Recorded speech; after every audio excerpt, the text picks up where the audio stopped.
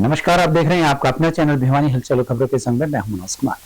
आइए डालते हैं नजर आज के समाचारों पर। महाराजा अग्रसेन जयंती समारोह के उपलक्ष्य में शुक्रवार को श्री अग्रसेन ट्रस्ट के सहयोग से लाला लाजपत राय की प्रतिमा के समक्ष नमन कर अग्र कुलमाता माधवी का विशाल भंडारा लगाया गया। कार्यक्रम में मंच संचालन अमित बंसल व सुरेंद्र जैन एडवोकेट ने किया। कार्यक्रम में महाराजा अग्रसेन की प्रतिमा पर पुष्पांजलि अर्पित की गई और सभी आमंत्रित अतिथियों का सम्मान श्री अग्रवाल सभा के प्रशासक सुभाष गोयल व महाराजा अग्रसेन समारोह के संयोजक प्रेम प्रकाश अग्रवाल ने किया। कार्यक्रम में उपस्थित जनों को संबोधित करते हुए श्री अग्रवाल सभा के प्रशासक सुभाष गोयल ने कहा कि अग्रवाल समाज में समाज के लिए एक से बढ़कर एक प्रेरणा स्रोत विभूतियां रही है। के तत्वाधान में जो 15 दिवसीय अग्रसेन जयंती के उपलक्ष्य में पखवाड़ा मनाया जा रहा है, उस पखवाड़े के उपलक्ष्य में श्री अग्रसेन ट्रस्ट द्वारा आज मां माधवी रसोई का आयोजन किया गया है और इस भंडारे में सभी को आमंत्रित किया गया है। और मैं अग्रवाल सभा को और श्री अग्रसेन ट्रस्ट को बधाई देता हूं कि वो इस प्रकार के कार्यक्रमों का आयोजन करते हैं। अग्रवाल सभा के इस आयोजन में श्री अग्रसेन ट्रस्ट भिवानी ने भंडारे का आयोजन किया है, जो मां माधवी और अग्रसेन जी के नाम से भंडारा आज चालू किया गया है। मैं तो ये समझता हूँ कि सारे देश में अग्रवाल समाज समय समय पर किसी भी स्थितियों में हो भोजन कराने का काम करता है। चाहे किसी विपत्ति, किसी प्रकार की आपदा और किसी प्रकार की बात आए, वो ये काम करता है। आज अग्रसेन जयंती के उपलक्ष्य में लाला लाजपत राय चौक पर एक ये भव्य भंडारा जो मां माधवी के नाम से किया है। वहीं जेसीआई भिवानी के सहयोग से बाल सेवाश्रम में बच्चों के साथ सहभोज का आयोजन भी किया गया। गीता प्रेस के संस्थापक जयदयाल गोयंका, स्वतंत्रता सेनानी राम मनोहर लोहिया, सेठ जमुनालाल बजाज, लाला शंकर लाल संघी, लाल हुकुमचंद जैन जैसी विभूतियों ने न केवल हमें समाज में आपसी भाईचारे का संदेश दिया, बल्कि हमें मानवता के लिए कैसे जीना है यह भी सिखाया। कार्यक्रम में श्री अग्रसेन ट्रस्ट के अध्यक्ष रामदेवा तायल ने कहा कि महाराजा अग्रसेन ने हमेशा समाजवाद का रास्ता दिखाया है। 15 दिवसीय कार्यक्रमों के पखवाड़े में आज का कार्यक्रम बाल सेवा आश्रम में रखा गया। आज के कार्यक्रम में सभी अग्र बंधुओं ने मिलकर बाल आश्रम के बच्चों के साथ सहभोज किया। आज के कार्यक्रम में जेसीआई भिवानी संस्था सहयोगी के रूप में रही। आज के कार्यक्रम में मुख्य अतिथि के रूप में Devraj ji Basiya, Mohanlal ji Bhawaniwala, Ramesh ji Bansal, Krishnalal ji Maidewala, doctor BS Gupta, doctor NK Gupta ने कार्यक्रम में शिरकत की। आज के कार्यक्रम में अनेकों अग्रबंधुओं ने यहां पर पहुंचकर कार्यक्रम की गरिमा बढ़ाई। भिवानी में बने चिड़ियाघर में पशु पक्षियों के वन्य जीवन से बच्चों को अवगत करवाने के लिए वन एवं वन्य जीव विभाग द्वारा 1 से 7 अक्टूबर तक वन्य जीव सुरक्षा सप्ताह मनाया गया। इस कार्यक्रम के तहत जू में आने वाले सभी इच्छुक व्यक्तियों की विजिट निःशुल्क रही। इसी कड़ी में सावर के बाल सेवा निकेतन स्कूल के बच्चों ने यहाँ का दौरा किया। उल्लेखनीय है कि बच्चों के साथ साथ बड़ों में भी देश व विदेश के वन एवं वन्य जीवों को देखने और उनके बारे में जानकारी हासिल करने की उत्सुकता होती है। विशेष तौर पर छोटे बच्चे इसके लिए ललायित होते हैं। जब भी छोटे बच्चों को कहीं पर कोई रंग बिरंगे पक्षी दिखाई देते हैं तो उनका मन एकदम खिल उठता है। दुर्लभ वन एवं वन्य जीव प्रजातियों की सुरक्षा और लोगों को उसके बारे में जानकारी देने के लिए चिड़ियाघर स्थापित किए गए हैं। इसी कड़ी में वन एवं वन्य जीव विभाग द्वारा 1 से 7 अक्टूबर तक वन्य जीव सुरक्षा सप्ताह मनाया जा रहा है। वन एवं वन्य जीव विभाग द्वारा वन्य जीव सुरक्षा सप्ताह के आयोजन के माध्यम से बच्चों के साथ साथ बड़ों को भी वन एवं वन्य जीवों के बारे में निःशुल्क जानकारी हासिल करने का एक सुनहरा अवसर प्रदान किया है, जिसकी अंतिम तारीख 7 अक्टूबर है। स्थानीय चिड़ियाघर में अच्छे खासे लोग वन जीव व देश विदेश के पक्षियों की जानकारी लेने के लिए भी आ रहे हैं।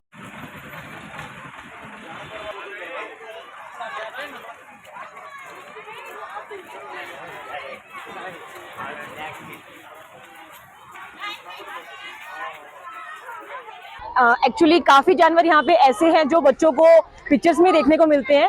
तो जू में लाके हमारा मकसद यही होता है कि हम बच्चों को उन चीज़ों से रूबरू करवाएं। जैसे क्रोकोडाइल है, बच्चे नॉर्मली हमारे बाहर के कंट्रीज में देख पाते हैं, लेकिन अभी भी ये प्रजातियां हैं वैसे भी धीरे धीरे लुप्त होती जा रही हैं।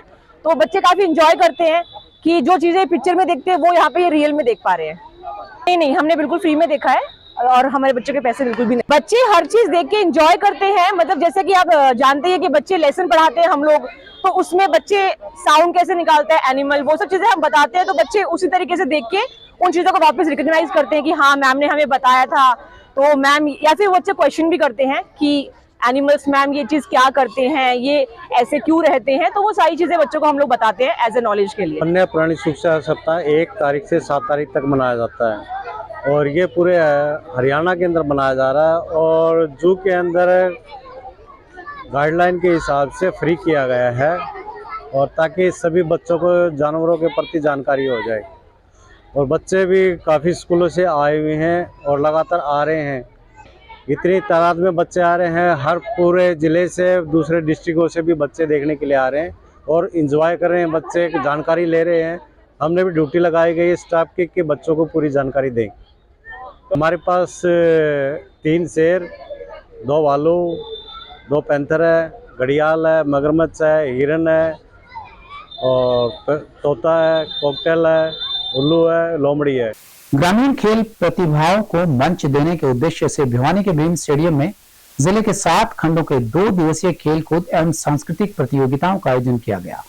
इन प्रतियोगिताओं में 11 वर्ष तक की आयु के लगभग 450 बच्चे भाग ले रहे हैं, जिनमें अनेक तरह के खेल व सांस्कृतिक कार्यक्रमों का आयोजन किया गया।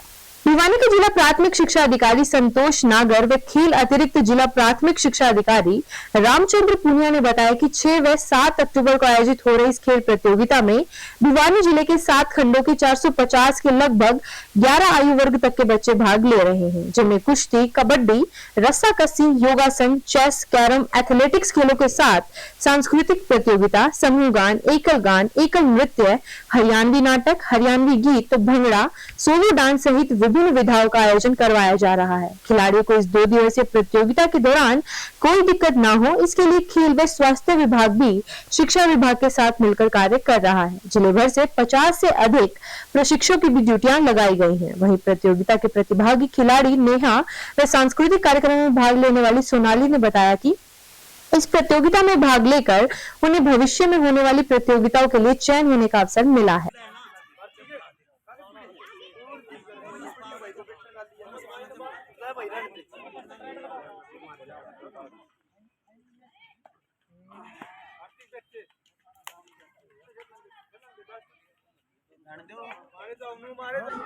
आज जो हमारी जिला स्तरीय अंडर 11 बॉयज एंड गर्ल्स की जो है ये खेल प्रतियोगिता तथा सांस्कृतिक प्रतियोगिता का आयोजन किया जा रहा है। ये 2 दिवसीय कार्यक्रम है जिसमें विभिन्न विद्यालयों से, सरकारी और गैर सरकारी विद्यालय से बच्चे आए हुए हैं और ये भाग ले रहे हैं।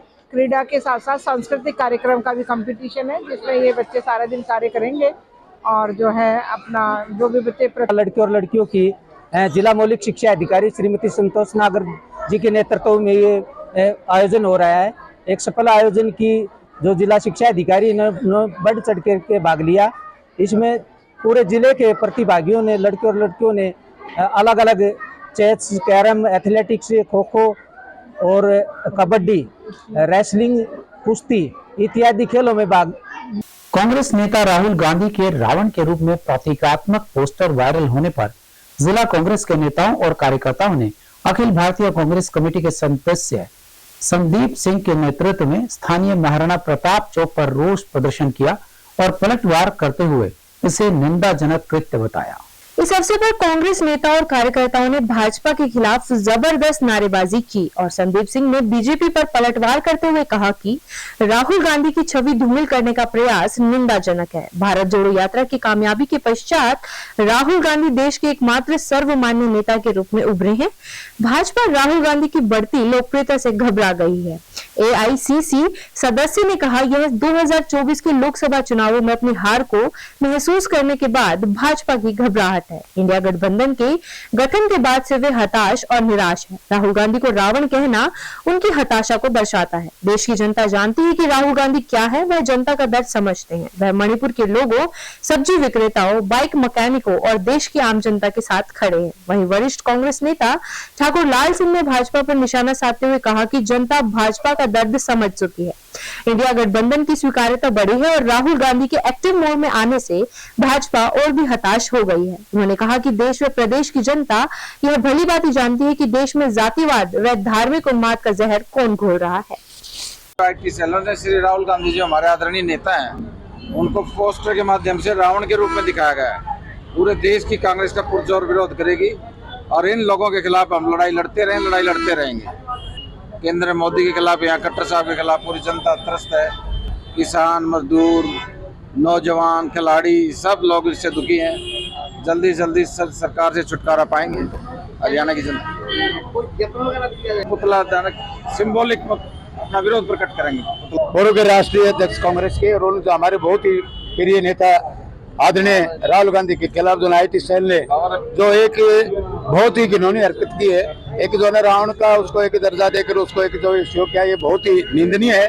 क्योंकि आज देश के अंदर जो है आप देख रहे पूरा ये जो बीजेपी की सरकार है, ये मतलब एक तानाशाह सरकार है और पूरा दबाव के अंदर जो है इनको एक विपक्ष को मतलब एक परेशान करने वाली बात है। लेकिन ये इनकी जितना भी ये दोनों ईडी के इनके दोनों CBI के जो छापे मारेंगे से नोटिस पे सैकड़ों कार्यकर्ता आज उपस्थित हुए हैं। और क्योंकि भारतीय जनता पार्टी जो इतना घमंड में भरी हुई है, एक तपस्वी नेता राहुल गांधी हमारे जो कभी किसी के लिए गलत भाषा का प्रयोग नहीं करते, उनको रावण के रूप में दिखाना और उनको बदनाम करना, ये कांग्रेस का एक एक कार्यकर्ता पूरे देश में कभी भी सहन नहीं करेगा।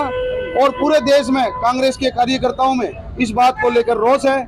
आज हमारे हरियाणा प्रदेश कांग्रेस कमेटी के आह्वान पर हमारे भाई संदीप सिंह जी, प्रिया जी, ईश्वर जी, जयवीर जी, सभी हमारे कांग्रेस के वरिष्ठ नेता और सभी हमारे कार्यकर्ता फांसी गेट पर इकट्ठा हुए हैं और हमने इस पुतले को एक सिंबॉलिक रूप में पुतला दहन कराया है। भिवानी के सर्कुलर रोड पर स्थित चौधरी बंसीलाल पार्क परिसर में नेताजी सुभाष चंद्र बोस युवा जागृति सेवा समिति द्वारा समाज सेवी श्री राम मनोहर लोहिया का स्मृति दिवस मनाया गया।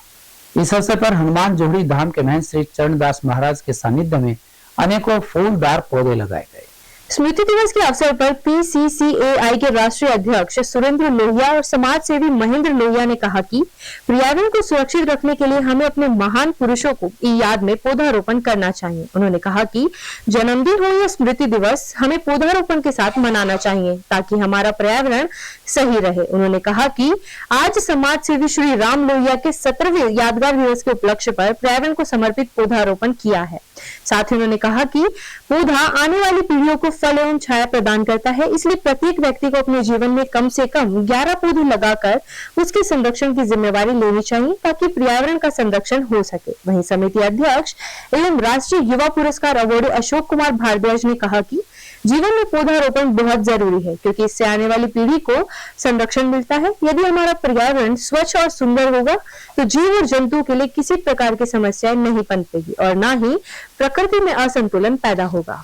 हरियाणा निपुण मिशन बुनियाद साक्षरता एवं साक्ष्य ज्ञान के तहत शिक्षा निदेशालय ने मौखिक भाषा विकास के लिए अनोखी पहल की है। इस कार्यक्रम के अंतर्गत प्राथमिक विद्यालयों में 15 अक्टूबर तक रामलीला का मंचन किया जाएगा। इस बारे में जिला मौलिक शिक्षा अधिकारी श्रीमती संतोष नागर ने विस्तृत जानकारी दी। जिला मौलिक शिक्षा अधिकारी संतोष नागर ने इस बारे में जानकारी देते हुए बताया कि निपुण भारत मिशन के निपुण रामलीला में भाग लेने के लिए कक्षा 1 से 5 के ज्यादा से ज्यादा विद्यार्थियों को प्रोत्साहित किया जाएगा। यह विभाग की सराहनीय पहल है। इससे बच्चे अपनी संस्कृति से परिचित होंगे, उनमें अच्छे मानवीय मूल्यों का विकास होगा।